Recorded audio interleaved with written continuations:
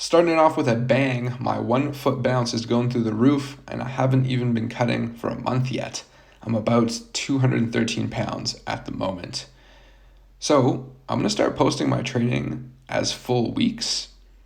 Even with athletes that I'm super inspired by and I find their training interesting, I don't know if I'd watch every single training session. And I feel like I'd be more likely to watch a whole update on their week of training. So that's why I'm going to start posting my training this way. And yeah, sometimes the individual sessions aren't interesting enough to watch, to be honest. But I feel like this whole week, or throughout a whole week, enough interesting things will happen for it to be fun to watch. I also have a spreadsheet linked with this whole, in the description, this whole week of training, if you want to follow along that way. What do we got here? A low bar squat. I'm loving these high rep low bar back downs. It's therapeutic after having like 550 on my back. It's therapeutic to be just having some fun with low bar. This right here is a triple pause bench that I saw this Swedish guy doing. He benches 200 kg at 74. Really, really impressive. And I've gotten a couple of people doing this as well, and the reviews have been very good. It's a heavily rate limited exercise, so you really can't use all that much weight, and that's nice for kind of a secondary bench day. And I'm doing some dips here. I was in a rush. I could have been a little more intentional with those. In a rush to get to the track. Anyways, that's my second step there. Pretty good shin angle. And that's my third. Also good shin angle and attack back. Come on, man. Come on. So that was a 4x30 meter. We were doing curved starts right there. And now I'm going. We also did two 120s and two 90s, I think. Or 200s. Two 120s, 200s. I hit 9.7 first try and then I missed 9.8 there. I got a friend coming through for this dunk session. That was awesome. He has a lot of experience on high rims and he's picking up some of these dunk skills on low rims now. So I think he's going to make a lot of progress. East Bay right there on 8.6, I think. And I was doing my under boths on 8.6. I went 5 for 6. And I haven't done off dribble under both in a while. I was working on my self bounce under both. So not a bad place to pick up with my under both here. I mean, you can't complain. Almost went 5 for 5. So I didn't feel amazing though. It's probably just because I'm rusty. We'll see how that progresses. My best on that under both is 5 for 20 on 9 feet. So yeah, I will look to beat that. 5 for 20. Oh, that's grueling. Yeah. Anyways, 360 East Bay felt amazing. Did not miss there, and I cut the 5th rep, or the 5th make, because I was just happy with it. My lobs are so rusty. I used to be amazing at throwing lobs, and now they are incredibly rusty. So this is a sled acceleration, just a little sprinting stim for this day. Yeah, these look pretty good. I did time some of the last reps on those. This is a 3x5 with 185. Come on, man. I've done this with 235 in the flats. So I was doing those overhead squats in the flats for some mobility gains. But I was, again, very rusty there. So this is a 3x2 with 215. Went pretty solid. I think I missed 1 rep. And then I got upset. And what I was going to show here, look how my hips drop right under after the extension. That's what I want to have happen. Sometimes I feel like I have a bit of lag with that. But anyways, that is the missed rep there. And then I crashed out and I hit it. I like walked back to the bar 2 seconds later and hit the last rep there.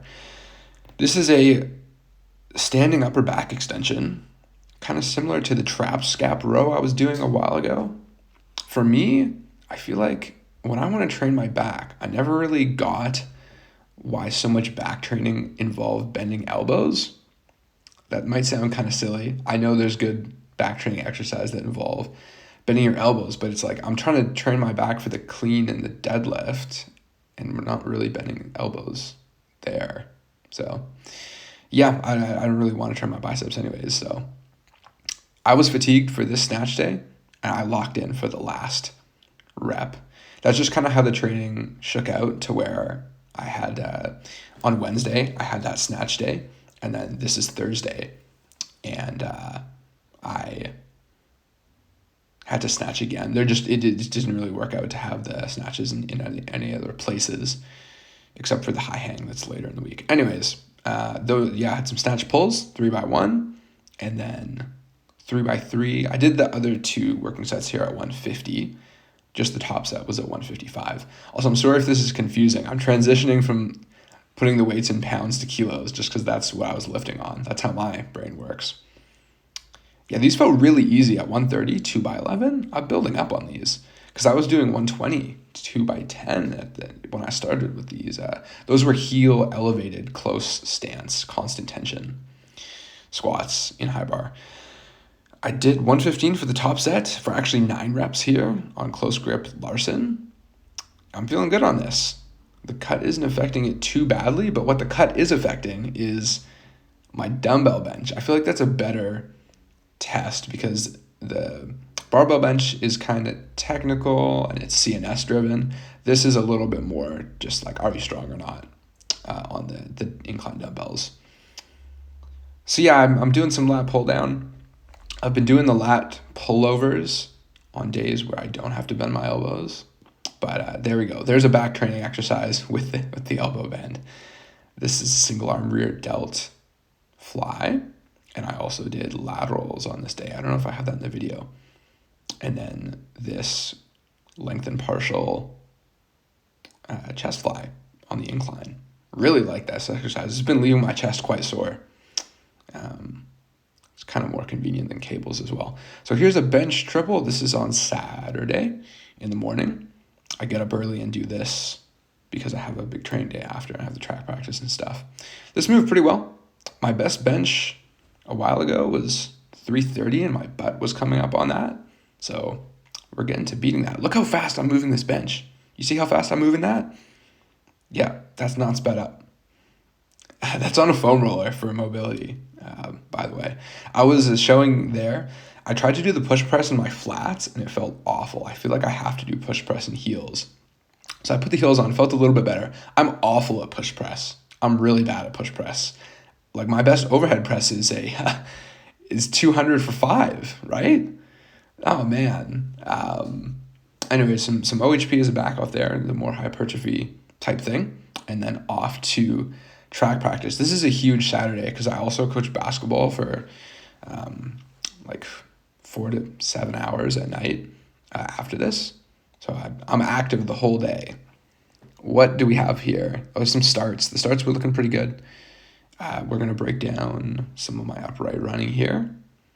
I think I can dorsiflex in that position, in that like cocked position before I hammer down, and I can retract that leg back and strike under me just a little bit better.